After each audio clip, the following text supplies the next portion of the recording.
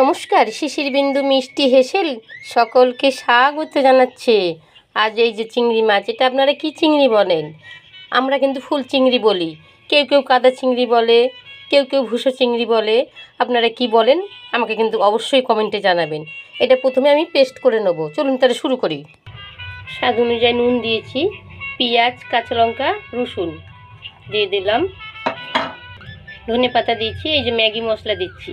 এই মশলাটা দিতেও পারেন, নাও দিতে পারেন, আপনি আপনার পছন্দের মশলা দিতে পারেন। আর এই যে ময়দা দিচ্ছি। এখানে একটা ডিম ফাটিয়ে নিয়েছি, সামান্য নুন দিয়েছি, গোলমরিচ দিয়ে দিই,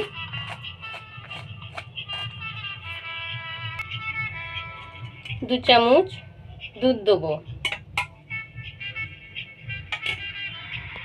ভালো করে মিশিয়ে নিচ্ছি। এটা হচ্ছে লাচ্ছা সিমুই।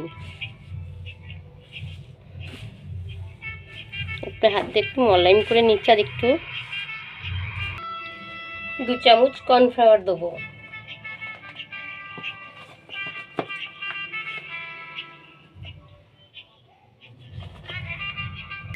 হাতে তেল মাখিয়ে নিয়েছি।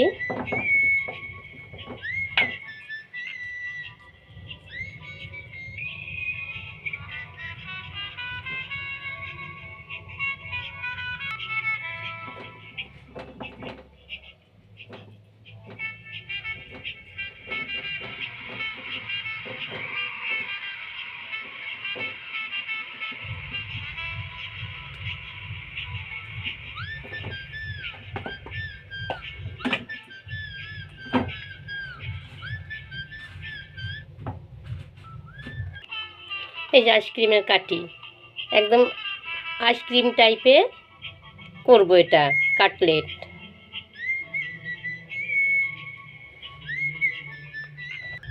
আর একটা করলাম। আপনি এটা ডবল ডিমের দিতে পারেন, ডবল ডিমের ডবল ভাঁজটা দিতে পারেন, এটা আপনার পছন্দের ওপর। এরকম করে দিয়ে আবার এটা দিতে পারেন।